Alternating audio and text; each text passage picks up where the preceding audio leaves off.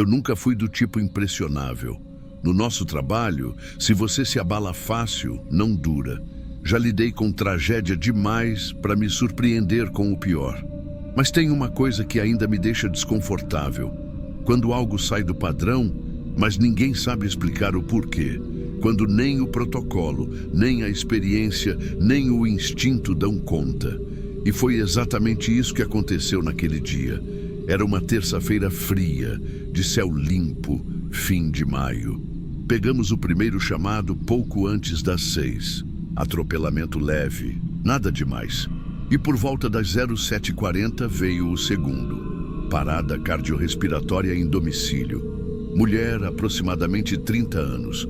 Bairro de casas antigas na Zona Norte. Pegamos a via rápida e em 12 minutos já estávamos lá. Era uma casa simples, bem conservada. 2 cômodos, quintal pequeno, portão com corrente. O irmão da paciente foi quem nos recebeu. Um rapaz de uns 35 anos, tremendo mais que falando. Ele apontou direto para o banheiro dos fundos. Disse que a irmã não respondia, que tentou acordar e ela já estava daquele jeito. Ela estava caída de lado, no chão frio, entre o vaso e o box. Cueca e camiseta de dormir, pele sem cor, lábios azulados, ausência total de resposta a estímulo, pupilas dilatadas, início de rigidez no maxilar. Fizemos o que sempre fazemos, verificação rápida, confirmação de PCR. Iniciamos manobras. Primeiro ciclo, nada. Segundo ciclo com medicação e ambu, nada. Terceiro ciclo, aplicação de adrenalina, nada. O monitor seguia em linha reta, e era uma linha definitiva. O médico que nos acompanhava, Dr. Maurício, fez o que precisava ser feito. Às 08h07, ele declarou o óbito oficialmente. Causa presumida, parada cardiorrespiratória por possível overdose. Histórico psiquiátrico confirmado pelo irmão. A moça tomava remédios controlados, ansiedade, depressão, misturava com bebida às vezes. Nada novo para quem trabalha em atendimento emergencial. Preenchemos os documentos, cobrimos o corpo com lençol térmico. O irmão assinou o termo de ciência, sem questionar nada. Estava em estado de choque. A funerária foi acionada. O corpo precisava ir para o IML por falta de atestado anterior. Saímos dali por volta das 08h40. Na nossa cabeça, o caso estava encerrado. Só que ele estava longe de estar. Pouco depois das 11, nosso celular de plantão tocou. Era o número direto da central do IML. Achei estranho na hora, porque normalmente esse tipo de ligação vem da funerária ou da delegacia, não da própria equipe técnica do necrotério. Quem estava na linha era um cara chamado Vinícius. Eu já conhecia de outras ocorrências. Técnico de conservação, experiente, discreto. A voz dele estava trêmula, diferente. Parecia alguém segurando o ar no peito para não desmoronar. Cláudio, você atendeu aquela mulher da rua, doutora Agenor, hoje cedo? Sim, respondi direto. Ela voltou. Eu não sei o que está acontecendo, mas ela acordou aqui. Fiquei em silêncio. Não é o tipo de coisa que a gente escuta e acredita logo de cara. Achei que ele tivesse se confundido ou que estivesse tentando me dizer outra coisa, de um jeito errado. Como assim acordou? Um dos rapazes foi checar os compartimentos de conservação e ouviu batidas. Baixas. Tipo, como se alguém tivesse chutando fraco por dentro. Acharam que era vazamento de gás ou falha no isolamento, mas ela estava sentada, Cláudio. Sentada completamente nua, tremendo e com os olhos abertos. A voz dele falhou. E ela falou? Ela falou. Quer dizer, balbuciou. Umas palavras desconexas. Tentou morder um dos rapazes. Tá violenta, desorientada. Alguém chamou a segurança, mas não deixaram encostar nela até vocês chegarem. Dr. Maurício ouviu a conversa de longe. Veio até mim com uma expressão que eu nunca tinha visto nele. Ele era frio, quase impassível, mas ali ele estava branco. E disse apenas, vamos, agora. Em menos de 10 minutos estávamos a caminho do IML. Eu, o doutor, o auxiliar de enfermagem e o motorista. Ninguém falou nada durante o trajeto. Só o rádio ligado baixo e os olhos trocando olhares de canto. Porque a gente sabia que, se fosse verdade o que estavam dizendo, aquilo ia contra tudo. Chegamos ao IML perto de 11h35. Fomos levados direto para a sala de contenção. Ela estava sentada num dos cantos, enrolada num lençol de algodão, os joelhos encostados no peito. Respirava de forma irregular e os olhos não fixavam em ninguém por mais de 3 segundos. Mas quando eu entrei, ela travou o olhar em mim. Era como se tivesse lembrado de mim e eu senti um calafrio seco na espinha. Ela não piscava, não se movia, só encarava. Tentei falar. Você está me ouvindo? Meu nome é Cláudio. Eu te socorri hoje cedo. Tá tudo bem agora. Você tá segura. Ela não respondeu de imediato. Só depois de uns bons 5 segundos que murmurou: vocês me deixaram lá dentro. O tom de voz era rouco, como de garganta seca, mas o conteúdo me travou. Não era uma reclamação comum, não era um pedido de socorro, era uma acusação. Dr. Maurício se aproximou, ajoelhou de leve, sem encostar, e começou a fazer perguntas simples, como se estivesse lidando com alguém em surto. Ela não respondia direito. Às vezes, repetia as perguntas como se estivesse tentando entender o significado das palavras. Às vezes, murmurava frases soltas. Tinha outra coisa lá, debaixo de mim. A gente estava junto. Ele falou comigo, falou dentro da pele. A equipe de segurança tentou intervir quando ela tentou se levantar de repente, gritando, mas ela não atacou ninguém. Só tremia. Tinha os músculos tensionados, como se tivesse acabado de sair de um trauma físico brutal. Conseguimos colocar ela na maca. E dali foi direto para o hospital geral, com prioridade alta. No trajeto até o hospital, ela se manteve em silêncio absoluto. Eu fiquei monitorando os sinais: pressão um pouco baixa, frequência cardíaca normal, respiração irregular. O que me deixava inquieto era o olhar. Não era de desespero nem de medo, era um olhar vazio, como se ela estivesse vendo outra coisa por trás de tudo. Chegamos no HGP por volta do meio-dia. Fizeram a triagem com prioridade. O laudo da morte já estava anexado aos documentos, o que criou um constrangimento enorme na entrada. A enfermeira da recepção achou que fosse erro de documentação, mas foi só olhar o corpo dela coberto no lençol e os hematomas nos braços, de contenção no necrotério, que ninguém discutiu muito. O psiquiatra de plantão foi chamado de imediato. A condução foi toda clínica, mas ninguém conseguiu arrancar respostas claras. Ela não sabia dizer o nome completo, não sabia o dia, não sabia onde estava. Às vezes parecia se lembrar de coisas banais, como a marca da escova de dente ou o nome do cachorro da vizinha, mas não reconhecia o irmão quando ele chegou. Aliás, o encontro com o irmão foi um dos momentos mais desconcertantes de todo o caso. Ele entrou no quarto devagar, com os olhos já molhados. Quando ela o viu, ficou estática, e quando ele se aproximou dizendo: "Sou eu, o Bruno, seu irmão", ela recuou como se tivesse visto um estranho invadindo o quarto. "Não encosta", ela disse com a voz baixa, mas firme. Bruno parou na hora. Tentou perguntar mais uma vez. Ela ficou muda e depois soltou: "Ele não estava lá. Você não me viu. Você não é ele." A equipe achou que era sintoma de despersonalização, trauma, confusão pós-parada. O psiquiatra sugeriu observação intensiva por tempo indeterminado. No dia seguinte, ela foi transferida para uma ala mais isolada. Foi quando começaram os sussurros. Nada oficial, nada escrito, mas começaram a circular boatos entre os funcionários de que ela se recusava a dormir em cama. Dormia no chão, com o rosto virado para a parede. De que não comia comida quente, só aceitava coisas frias, duras. De que repetia frases baixas durante a madrugada.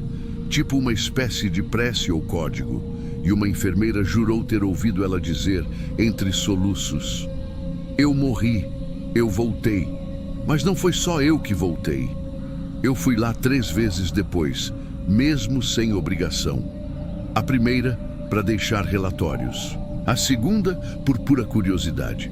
E a terceira, porque eu não conseguia parar de pensar nisso. Na terceira, eu pedi para vê-la de longe. Ela estava no pátio interno, sentada no sol, os olhos fechados, o rosto magro, o cabelo jamais limpo, mas o corpo parecia deslocado, como se ela não soubesse existir ali. Mas o que me desmontou foi um detalhe técnico. Um dos residentes do hospital, que virou amigo meu depois, me chamou num canto. Mostrou no tablet o prontuário digital, discretamente, e apontou uma frase no relatório do neurologista. Paciente apresenta traços de coordenação motora incompatíveis com histórico clínico anterior. Destro relatado por familiares, mas com execução de escrita e gestos finos totalmente com a mão esquerda. Postura e hábitos divergentes do padrão familiar. Sinais de possível transtorno dissociativo de identidade, mas ausência de histórico clínico psiquiátrico grave impede conclusão definitiva. Ou seja, ela estava agindo como outra pessoa, literalmente. Pouco tempo depois ela teve alta.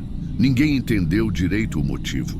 Disseram que a equipe psiquiátrica preferiu liberar sob observação domiciliar, já que ela não apresentava risco imediato a si mesma nem a terceiros. O irmão foi buscá-la. Ela aceitou ir, mas com uma condição: que o quarto dela ficasse completamente escuro, sem espelhos, e que ele nunca batesse na porta depois das 22 horas. Soube disso por terceiros. Nunca mais a vi.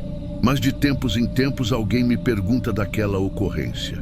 A que foi dada como óbito, a que foi embalada, levada para o necrotério e acordou dentro do freezer. E eu sempre dou a mesma resposta. Se você quer saber o que aconteceu, pergunta para ela. Mas se você quiser dormir tranquilo depois de ouvir, é melhor não perguntar.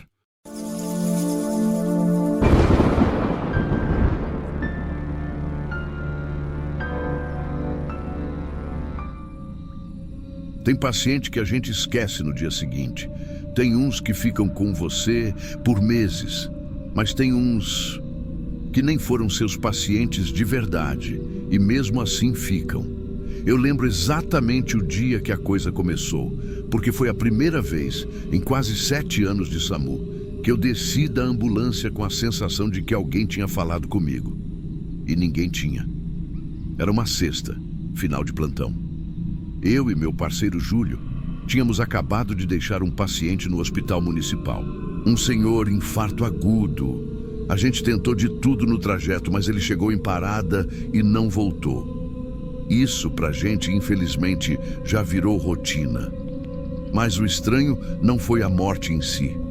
Foi o que aconteceu quando a gente voltou pra base. O pessoal da manutenção técnica estava fazendo umas inspeções nas viaturas, revisão de rotina. A coordenadora me chamou na sala dela, falou que tinha uma gravação meio estranha da nossa última corrida. Fui sem entender nada, achando que era algo com o rádio. Quando ela deu play no áudio interno da câmera da ambulância, eu ouvi o que era de fato uma interferência. Mas não era o tipo de ruído que você escuta por mau contato ou rádio de comunicação. Era uma voz, um sussurro, bem ali entre o som das sirenes e as nossas falas.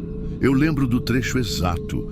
Era o momento em que o paciente já estava com respiração assistida e o Júlio fazia massagem. Eu dizia: "Vamos com carga 1,5, prepara o desfibrilador", e entre a minha frase e a dele entrou aquilo.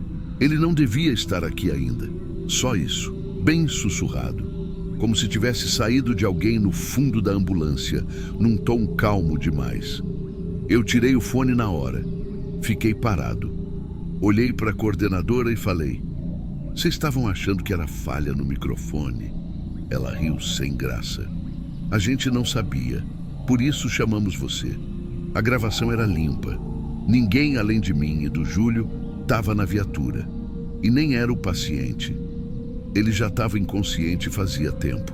Fiquei com aquilo na cabeça, mas tentei esquecer. A gente lida com muita coisa estranha e às vezes o cansaço faz a mente pregar peças. Mas o que parecia um episódio isolado virou rotina em questão de dias. 3 plantões depois, outra ocorrência. Homem jovem, acidente de moto, traumatismo craniano. O cara estava consciente, mas desorientado. Tinha risco de edema cerebral. A gente fez o atendimento no local e levou para a emergência. No caminho, ele começou a ficar agitado e, de repente, desmaiou. De novo gravaram a interna da ambulância e de novo me chamaram. No meio da correria, entre as vozes nossas e o barulho da sirene, dá para ouvir claramente: "Ele vai acordar antes de chegar." A frase veio minutos antes do cara abrir os olhos do nada e entrar em convulsão. Aquilo ali me arrepiou, porque a frase era antecipada, como se soubesse o que ia acontecer. Eu comecei a perguntar para os outros motoristas se eles já tinham ouvido algo estranho nas gravações, ou mesmo dentro da Ambu. A maioria dizia que nunca prestou atenção. Outros diziam que às vezes ouviam sons estranhos, mas sempre achavam que era o rádio ou barulho de equipamento. Aí me veio uma ideia meio idiota: pedir acesso a outras gravações antigas. Inventei que queria estudar falhas técnicas para um curso de especialização. Me deram acesso a alguns arquivos. Eu peguei umas 8 gravações, todas de transportes onde o paciente morreu no caminho. 4 tinham frases no mesmo estilo, diferentes. Sempre entre as nossas falas, sempre no momento em que a vida do paciente estava na linha. Ela já sabe, ele vai voltar, mas não por muito tempo. Já estão esperando ele lá. Frases soltas, sem dono, sem motivo para estarem ali. Foi nesse ponto que a coisa começou a mexer comigo de verdade. Eu passei a ter dificuldade para dormir. Comecei a ouvir sussurros até nos momentos de silêncio. Uma vez, dentro da viatura desligada, enquanto conferia o oxigênio, ouvi um som grave, tipo uma respiração lenta vindo do fundo. Quando virei, não tinha ninguém. Não falei nada para ninguém, porque se eu falasse, iam me tirar da rua. E eu amo o que eu faço, mesmo com tudo. Até que veio o plantão do caso que mudou tudo. Era uma madrugada calma. Estava chovendo, quase sem chamadas. Por volta das 2h40, recebemos um chamado de urgência. Homem de 50 anos, convulsão severa, risco de parada respiratória. Chegamos rápido. O homem estava desacordado, com respiração irregular. Estabilizamos, monitoramos e partimos. No meio do trajeto, ele entrou em parada. Fizemos massagem, oxigênio, tudo no protocolo. E aí, no momento mais tenso, ele simplesmente acordou. Mas não daquele jeito que a gente espera, tossindo ou tentando sentar. Ele acordou como se tivesse voltado de um lugar distante. Virou o rosto para mim. Os olhos dele estavam bem abertos, sem piscar, e disse: "Ele não devia estar aqui ainda." Igual. Exatamente igual à frase do primeiro áudio que eu ouvi. E pior. Depois que falou, ele desmaiou de novo e morreu no hospital 20 minutos depois. Aquilo me quebrou, não só pela frase, mas porque parecia que alguém estava usando a boca dele para falar. Nos dias seguintes, minha cabeça virou um caos. Passei a questionar se a gente está mesmo sozinho na ambulância durante esses momentos, ou se tem alguma coisa que observa e comenta. Uma noite, fiquei sozinho na base, esperando o Júlio voltar de um retorno rápido. Entrei na viatura, sentei lá atrás, fechei os olhos e fiquei em silêncio total. E foi ali que ouvi, bem no meu ouvido esquerdo: "Você ouviu demais." Virei na hora, levantei, abri a porta e saí. Tava suando frio, coração disparado. Nunca mais fiquei sozinho lá dentro. Comecei a evitar plantões. Fingia dor de cabeça, enjoos, qualquer coisa, mas sabia que era questão de tempo até alguém notar. Foi quando minha esposa, que já estava desconfiada da minha mudança de comportamento, encontrou os áudios no meu celular. Ela ouviu um trecho e a reação dela não foi medo, foi silêncio. Ela não falou nada por um tempo. Depois, só disse: "Parece que não é com você que estão falando. É como se estivessem narrando." E foi aí que me caiu a ficha. Não era uma ameaça, não era uma tentativa de comunicação direta. Era como se alguém ou alguma coisa estivesse ali presenciando o momento da morte e comentando do jeito mais frio possível. Eu apaguei os áudios, todos, mas não por medo do que estavam dizendo. Apaguei porque comecei a sentir que cada vez que eu ouvia, aquela presença ficava mais próxima. Como se ouvir fosse dar abertura. Como se cada vez que a gente presta atenção nessas vozes, a gente puxasse um pouco daquele olhar de fora para dentro. Hoje eu não trabalho mais na rua.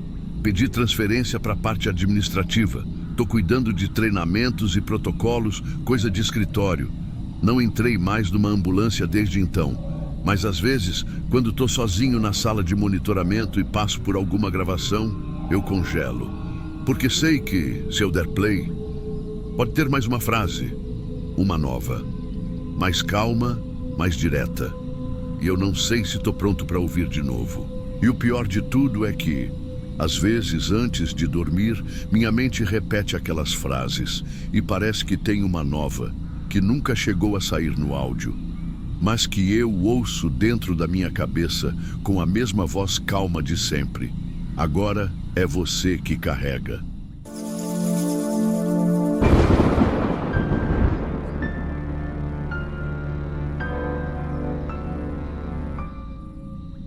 Meu nome é Leandro, tenho 37 anos, sou técnico de enfermagem do SAMU há mais de uma década. Quando alguém fala que viu algo que não tem explicação, eu costumo escutar, mas por educação, não por crença. Porque, sinceramente, depois de 12 anos nessa função, você para de se assustar fácil. Já vi corpo estraçalhado por carreta, gente desfigurada por queda, criança em estado que você nunca esquece. Aprendi a lidar. O que eu nunca achei que fosse me abalar era uma galeria de fotos. Simples assim, só imagens. Mas até hoje eu penso nelas. E às vezes fico olhando para o reflexo da porta da ambulância, só por garantia. Esse chamado aconteceu numa quinta-feira à tarde. Estava de plantão com o Rafael, motorista parceiro de longa data. A ocorrência: acidente de moto, via urbana, colisão com poste. Vítima masculina sem identificação em parada cardiorrespiratória. Quando a gente chegou, a situação já estava feia. Jovem, no máximo uns 25 anos, capacete rachado, sangue escorrendo do nariz e ouvido, pupilas dilatadas, sem resposta. Começamos o protocolo de reanimação como sempre. Intubamos, massageamos, fizemos tudo, mas não voltou. Infelizmente faz parte. A gente aprende a manter uma distância emocional, senão enlouquece. A polícia chegou pouco depois. Perguntaram se encontramos algum documento. O rapaz estava com um celular no bolso do casaco, trincado, mas funcionando. Um desses modelos recentes com tela grande. Perguntaram se podíamos tentar achar algum contato de emergência. Pedi autorização ali mesmo e fui mexer. O aparelho tinha senha, claro, mas pela tela bloqueada dava para acessar a câmera. Por impulso, deslizei o dedo para o lado e a galeria abriu. Achei que talvez houvesse alguma foto com nome ou com alguém conhecido, algo que ajudasse a identificar. No começo era o de sempre: selfies, fotos em espelho, algumas imagens em grupo, comidas, prints de conversa. Coisa normal. Mas aí eu notei uma mulher. No fundo de uma selfie dele num ponto de ônibus, fim de tarde, céu laranja. Ela estava lá atrás, de costas, num vestido claro, cabelo solto, parecendo meio bagunçado. Nada demais. Devia ser uma pessoa qualquer que estava ali na hora da foto. Continuei olhando, e aí ela apareceu de novo. Outra selfie, dessa vez numa praça. Ele sorrindo, óculos escuros, boné. Mas lá no fundo, quase no canto da imagem, a mesma mulher, mesma roupa, dessa vez virada, olhando direto para a câmera, sem expressão, olhos fundos. Aquilo me deu um leve incômodo, mas eu segui. Na terceira foto, eu travei. Ele estava em frente a uma vitrine de loja, com um milkshake na mão. E ali, refletida no vidro, estava ela de novo. Só que agora muito mais perto. Como se estivesse colada na vitrine, parada, olhando direto. O rosto dela no reflexo parecia desproporcional, fixo. E ele, de novo, não parecia notar. Estava só sorrindo para a câmera, normal. Foi aí que meu desconforto começou. A mulher aparecia demais, sempre no fundo, sempre meio borrada ou refletida, mas presente. E o mais estranho, em diferentes lugares, horários, condições de luz, mas com a mesma roupa, mesma posição corporal, como uma sombra. Racionalizei. Podia ser uma ex-namorada? Uma amiga? Alguém com quem ele andava? Mas por que nunca no foco? Por que só no fundo? E por que ele nunca interagia com ela nas imagens? Cheguei à última foto. Era do mesmo dia do acidente. O horário batia pelo metadado da imagem.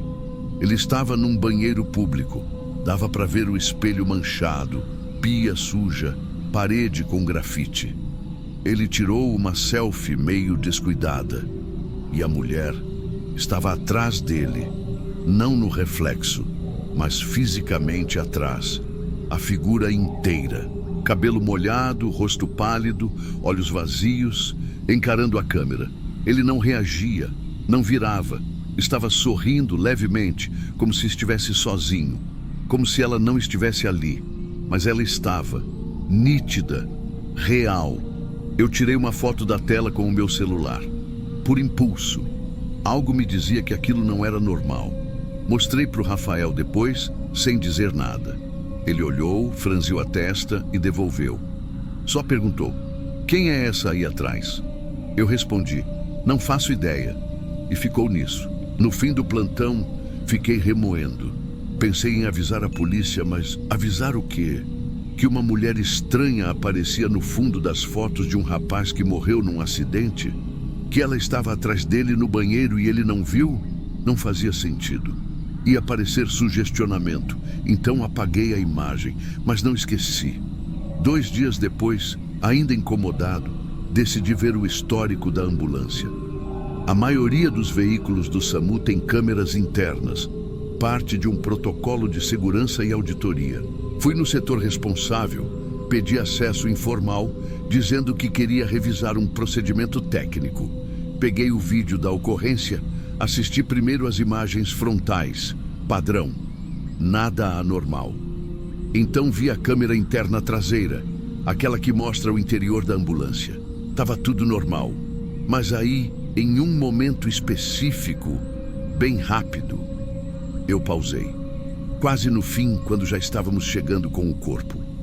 No acrílico da porta de trás, num reflexo quase imperceptível, havia um rosto, um vulto, feminino. Exatamente a silhueta da mulher das fotos, estática, sem contorno definido, mas reconhecível, como se estivesse ali com a gente, observando. Eu fiquei paralisado por alguns segundos. Revi, pausei, dei zoom. Não era nítido, claro, mas para mim, era ela. Fechei o vídeo, fiquei quieto, ninguém mais viu, não mostrei, não comentei, não levei para frente. Desde então, toda vez que entro numa ambulância, eu olho para os cantos, para os reflexos. Eu, que nunca fui de acreditar em nada, nunca vi espírito, nunca tive experiência sobrenatural, mas essa sensação não foi normal. Fiquei um tempo tentando esquecer, mas toda vez que alguém menciona galeria de fotos ou quando algum familiar pede para eu procurar um contato de emergência num celular, eu lembro dela. Teve um dia que eu estava num atendimento, outro acidente, outro jovem, e quando liguei o celular dele, por reflexo, quase deslizei para a galeria. Mas parei, não quis ver, preferi nem saber. E às vezes eu penso, a gente só vê o que está preparado para ver, ou tem coisa que está sempre ali, do nosso lado, só esperando o ângulo certo, um reflexo, uma lente, uma rachadura na tela para se mostrar. Hoje eu só posso dizer uma coisa: se algum dia você pegar um celular de alguém que acabou de morrer, não abre a galeria. Por mais que pareça uma boa ideia, algumas imagens não foram feitas para ser vistas.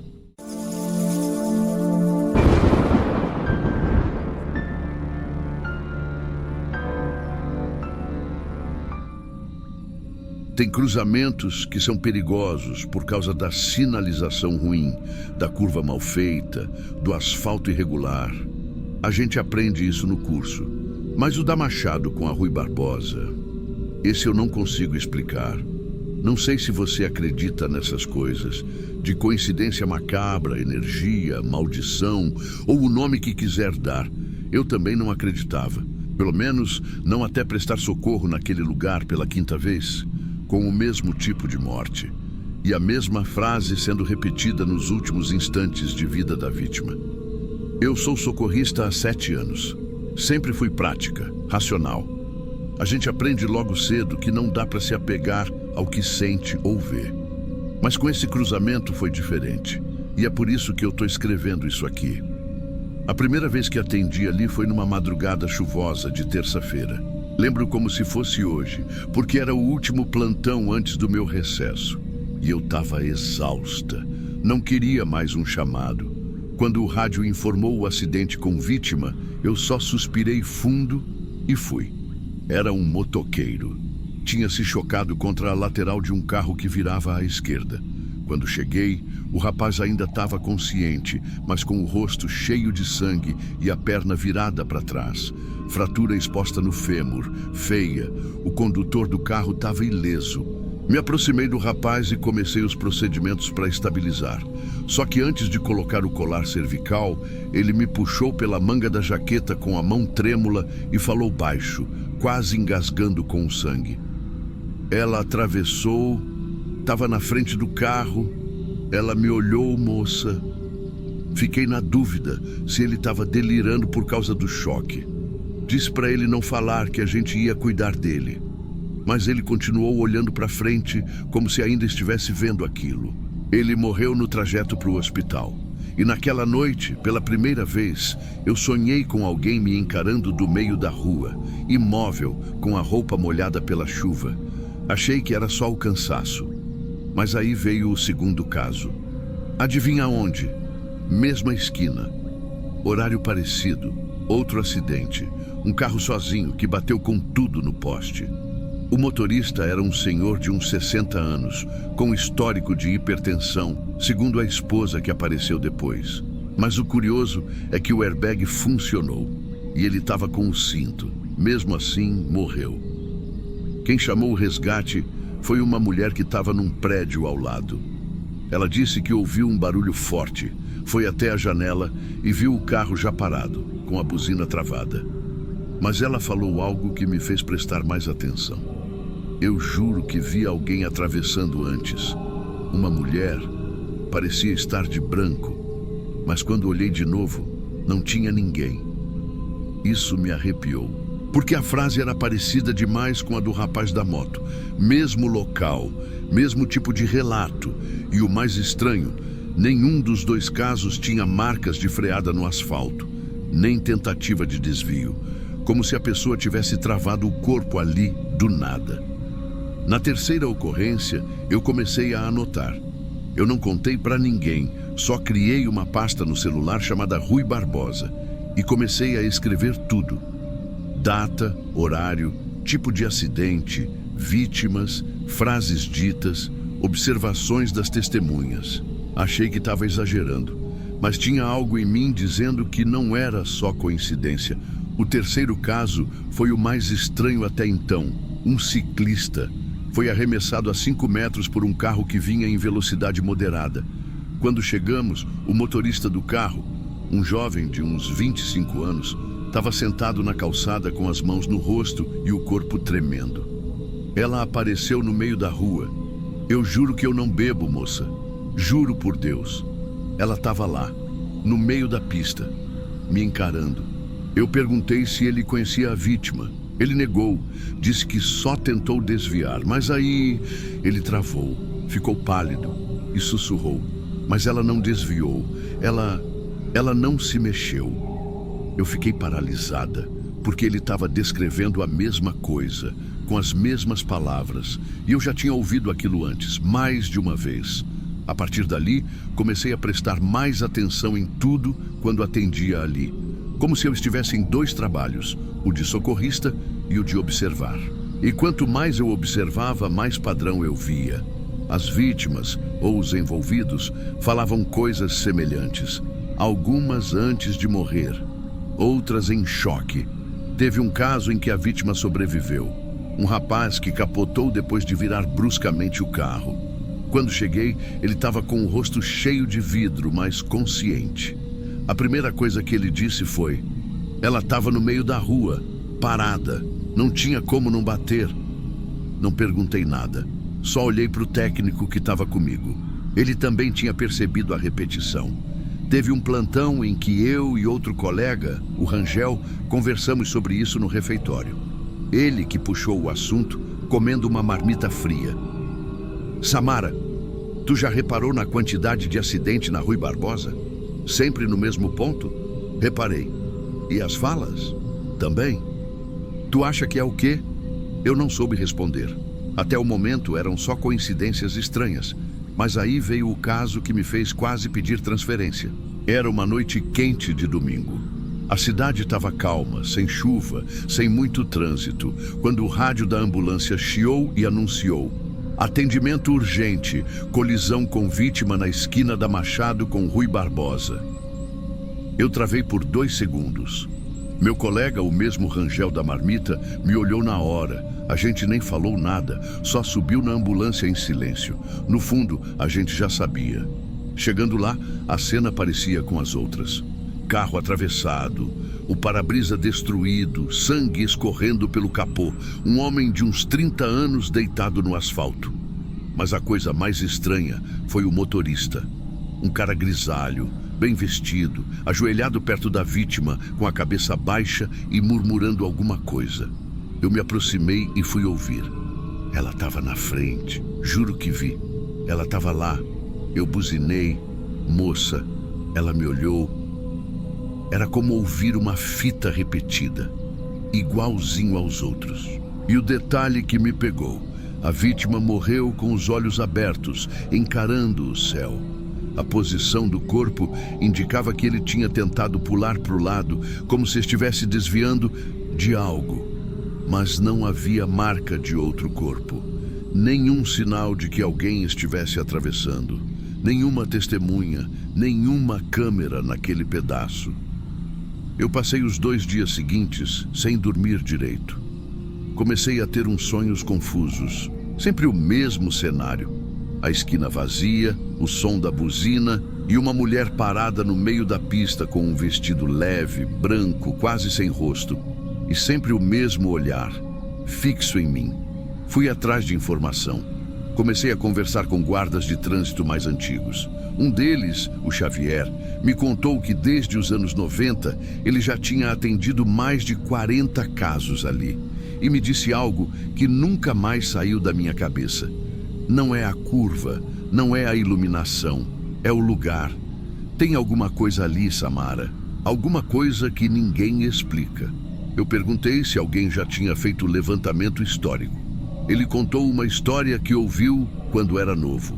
De que, em 1987, uma moça foi atropelada ali, saindo da igreja. Morreu na hora. O motorista fugiu. E o caso nunca foi resolvido. Dizem que ela era muito jovem, vestia branco, e que o corpo só foi achado de manhã, por um cachorro de rua que ficou latindo sem parar. A polícia registrou como mais um atropelamento comum. Mas os antigos juram que foi a partir dali que as coisas começaram. Sabe o que é pior? Eu fui atrás da notícia e achei arquivo de jornal local, datilografado, com foto em preto e branco do local do acidente. A manchete dizia: jovem morre atropelada ao sair de culto noturno. A descrição da roupa era a mesma: vestido branco, sandália clara, cabelos longos. Comecei a pensar se era isso que as pessoas estavam vendo. Não ela de verdade, claro, mas o eco da imagem. Aquela última cena repetida num ciclo. Pode parecer viagem, mas e se existe alguma forma de trauma que fica preso num lugar? Tipo uma cicatriz no ar, uma repetição silenciosa? A gente não tem resposta para tudo.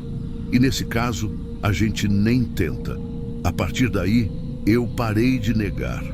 Comecei a aceitar que tinha algo ali que não era normal. Ainda que nada tivesse, de fato, sobrenatural. Não era a assombração pulando na frente dos carros. Era pior. Era o invisível, o quase imperceptível.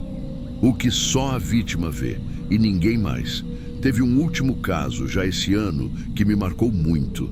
A vítima era uma jovem, de uns 20 e poucos. Estava a caminho de casa, voltando do trabalho.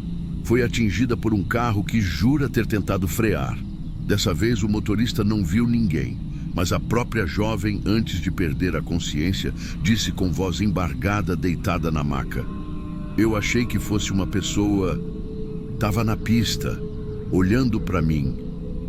Ela morreu no hospital horas depois. Eu voltei para casa naquele dia me sentindo culpada, como se eu pudesse ter evitado, como se, por saber tanto sobre aquele cruzamento, eu tivesse a obrigação de mudar alguma coisa. Mas o que se faz com um lugar assim? Coloca um aviso? Um exorcismo? Uma faixa de pedestres com sinal sonoro? Hoje em dia, eu ainda trabalho como socorrista, mas quando o rádio avisa que o acidente foi ali, eu sinto o sangue esfriar. Já pensei em recusar. Mas também me pergunto, e se for alguém que ainda dá para salvar? Se eu não for, talvez seja a última pessoa que a vítima viu. Talvez a última chance dela. Mas toda vez que eu passo por ali, mesmo que seja só de carro, de dia, em movimento, eu baixo um pouco o farol e olho para os dois lados, e mesmo que não tenha ninguém, eu sinto a presença. É como se o lugar me olhasse de volta. E tudo o que eu consigo pensar é: hoje não.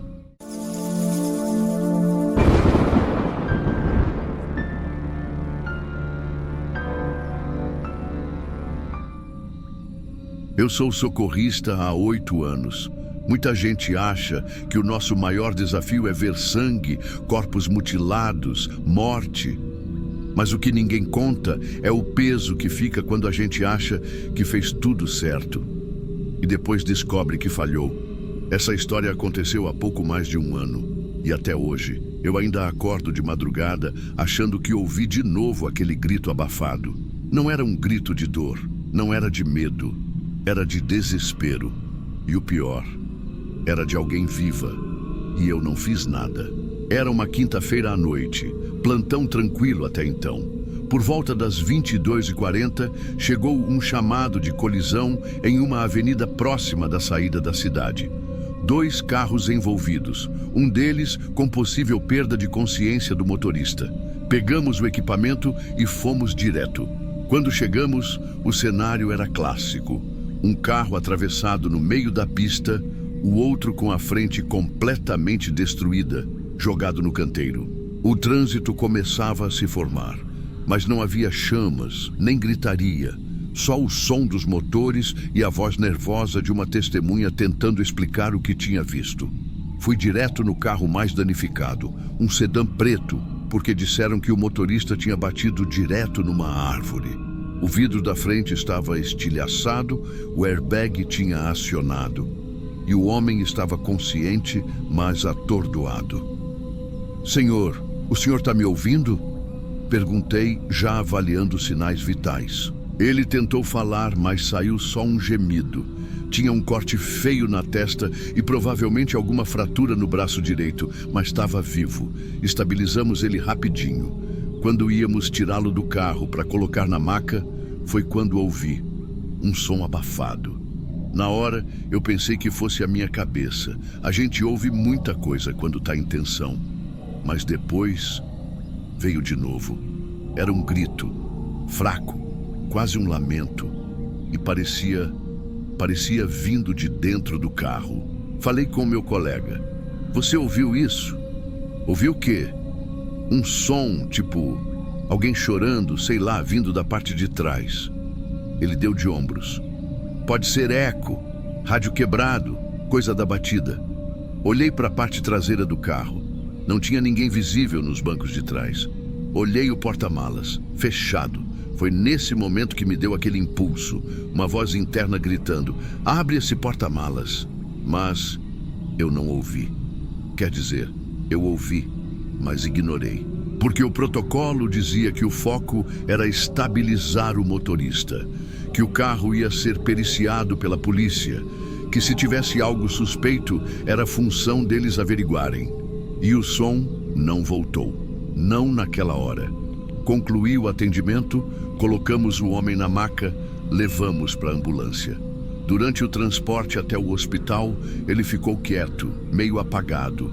Eu fiz perguntas básicas, mas ele não dizia quase nada. Só mexia os olhos, meio inquieto. Voltamos para o local do acidente para entregar o relatório parcial à polícia que tinha chegado. E foi aí que tudo desabou.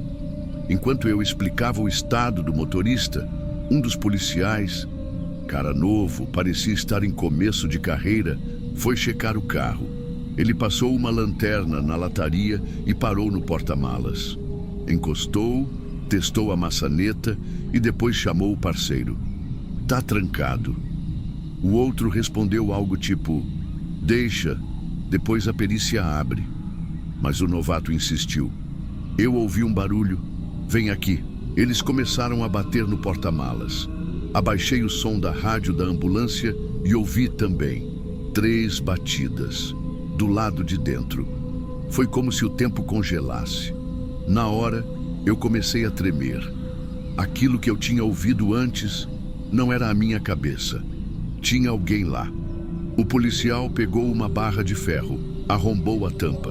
O barulho do trinco quebrando ecoou na avenida inteira. E então, a mulher saiu se arrastando de dentro do porta-malas.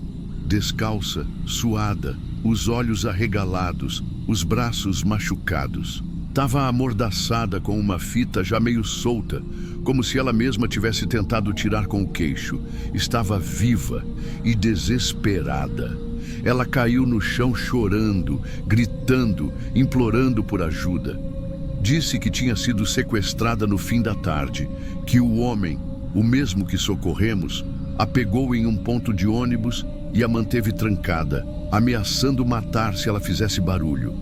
Ela contou que ouviu a batida e achou que era a chance de fugir. Começou a gritar e bater com os pés, mas achou que ninguém ia ouvir. Só que eu ouvi e não fiz nada. Os policiais começaram a prender o perímetro. Uma equipe médica de outra ambulância atendeu a mulher. Ela estava em estado de choque, mas sem ferimentos internos. Graças a Deus. Eu fiquei ali, parado, tremendo, ouvindo a sirene da viatura que levava o motorista direto para a delegacia. Não consegui dormir naquela noite. E nas semanas seguintes, eu perdi o controle. Comecei a duvidar de mim em cada atendimento. Cada som, cada movimento, cada detalhe me fazia pensar: e se for mais um grito que ninguém escuta? Entrei em crise. Pedi afastamento por um tempo. Conversei com psicólogo, com minha chefe, com outros socorristas. Todos diziam o mesmo: você fez seu trabalho, você não tinha como saber. Mas eu sabia, no fundo eu sabia. Hoje voltei a trabalhar, mas nunca mais fui o mesmo. Toda vez que abro a porta de um carro acidentado, olho o porta-malas antes de tudo, mesmo que pareça impossível ter alguém ali. E se eu puder deixar um recado para quem está ouvindo isso agora, é esse: escuta a sua intuição, escuta aquele incômodo, aquela sensação estranha, aquele som que parece nada. Pode ser tudo. Aquela mulher sobreviveu, mas podia não ter sobrevivido, e a culpa disso teria um nome: o meu. Me chamam de herói às vezes, mas nesse dia eu fui o cara que ignorou um grito, e eu nunca vou me perdoar por isso.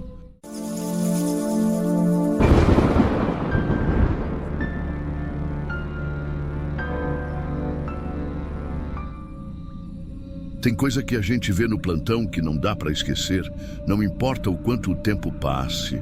Já socorri gente estraçalhada, criança sem pulso, mãe abraçada com filho morto. E não é que a gente se acostuma, mas a gente aprende a seguir. Aprende a focar no protocolo, no gesto automático, no que pode ser feito. Só que, de vez em quando, aparece uma ocorrência que quebra esse escudo que a gente constrói. E foi isso que essa senhora fez comigo.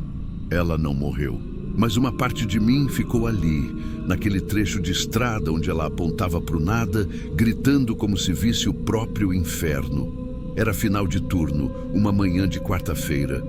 Estava cansado, virado, só esperando o relógio virar para ir para casa. Estava com meu parceiro e o Jonas, e a gente estava abastecendo a ambulância quando caiu o chamado. Atropelamento em via não pavimentada, zona rural, com vítima consciente e em estado grave. Fomos direto. Era longe. Estrada de terra, cheia de buraco, muito mato dos dois lados. Aqueles trechos que parecem ter sido esquecidos até pelo GPS. Quando chegamos, já tinha um rapaz de moto acenando, guiando a gente até o local. A viatura parou. E a gente já viu a mulher caída à beira do mato, próxima de uma curva fechada. Estava consciente, mas em pânico. Chorava, gemia.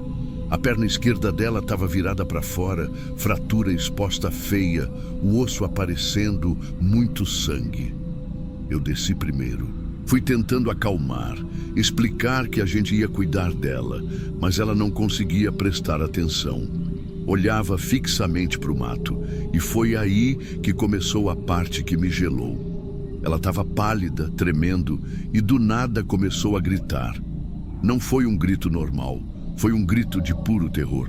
Não era dor, eu sei reconhecer isso. Era medo, medo real. Ela olhou para o mato e apontou com a mão boa, com a força que ainda tinha no braço, e disse repetidamente: "Ele voltou. Meu Deus! Ele voltou, ele voltou." Eu tentei entender se tinha alguém ali, virei rápido na direção que ela apontava, mas não vi nada. Só mato. Silêncio. Nenhum movimento. Mas ela continuava apontando, como se estivesse vendo alguém, ou alguma coisa. Eu me aproximei, tentei segurar a mão dela para impedir que ela se debatesse, porque podia agravar a fratura. Mas ela me empurrou com uma força que eu não esperava de uma senhora naquela condição. Começou a arrastar o corpo com a força dos braços, tentando se afastar da mata. Chorava, gritava, repetia que ele voltou, estava em total surto. E o que me deixou mais tenso foi que não parecia teatro. Era um desespero que vinha de algum lugar fundo. Ela estava em pânico absoluto. Um medo que fazia ela ignorar completamente a dor, o osso exposto, o sangue. E eu vi isso poucas vezes na vida. A gente teve que conter ela com cuidado, colocar colar cervical, imobilizar o corpo, tudo no maior cuidado para não causar mais dor, enquanto ela ainda gritava e apontava para o vazio do mato.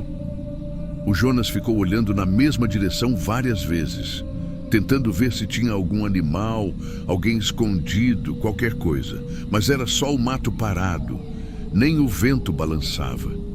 No caminho até o hospital, ela desmaiou, entrou em choque, estava com a pressão despencando, a respiração irregular. A gente conseguiu estabilizar até entregar para a equipe da emergência. Quando fui dar o relato para o médico plantonista, comentei sobre o surto. Falei que a fratura era gravíssima, mas o que assustou mesmo foi o comportamento dela. O médico me olhou meio sério, meio desconfortável e disse: "Já sei quem é, deve ser a dona Salete. Ela já apareceu aqui antes e sempre falando do 'ele voltou'."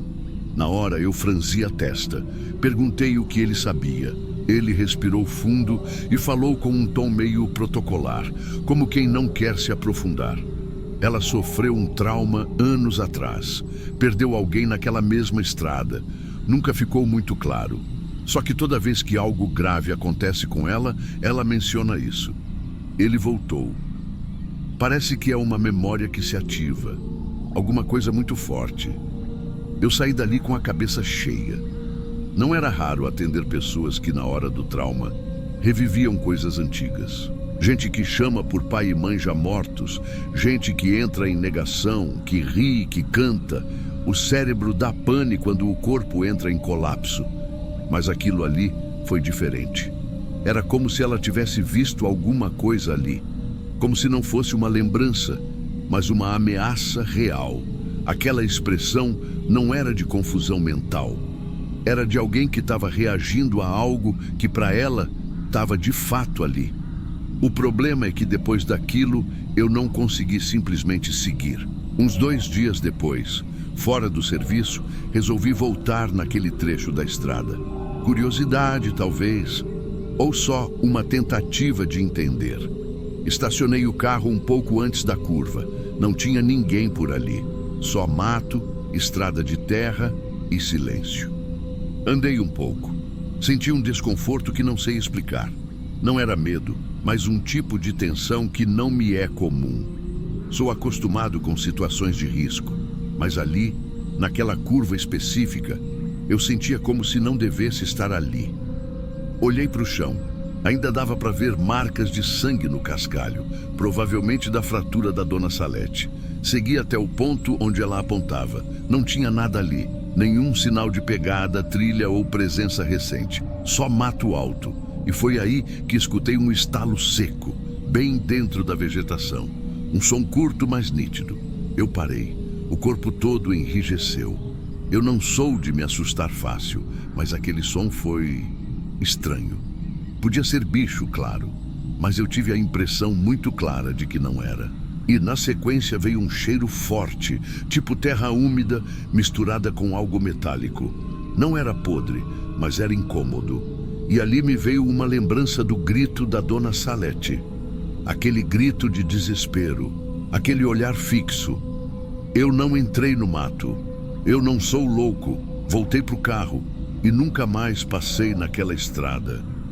Uns dias depois, perguntei discretamente para o pessoal do hospital se ela ficou bem.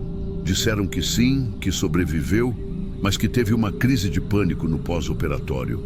Falava que não podia voltar para casa, que ele podia estar lá, esperando. O que quer que fosse esse ele.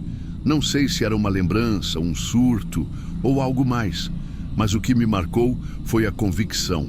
Ela acreditava. E o corpo dela respondia como quem está diante de algo concreto. Já vi pânico, já vi surto, mas nunca vi alguém lutar com o próprio corpo quebrado para fugir de algo que, aos olhos dos outros, não estava ali. Até hoje, quando lembro do rosto dela naquele momento, os olhos arregalados, a boca tremendo, a mão apontando para o vazio, eu sinto um arrepio na espinha. E pior, eu escutei aquele estalo. Eu senti aquele cheiro, e eu sei que não foi imaginação minha. Tem coisa que a gente não entende, e talvez nem devesse tentar entender. Mas uma coisa é certa, ela viu alguma coisa naquele mato. E o que quer que seja, ainda está lá. Se essa história te prendeu do começo ao fim, se em algum momento você se arrepiou, se imaginou no lugar do socorrista, então não esquece de dar o like nesse vídeo. Isso ajuda demais o canal a continuar trazendo relatos reais como esse. Se ainda não é inscrito, aproveita e se inscreve agora. Aqui a gente dá voz a histórias que quase ninguém tem coragem de contar. E me conta nos comentários. O que você acha que a Dona Salete viu naquele mato? Era só um trauma? Ou tinha algo ali mesmo? Vou ler tudo.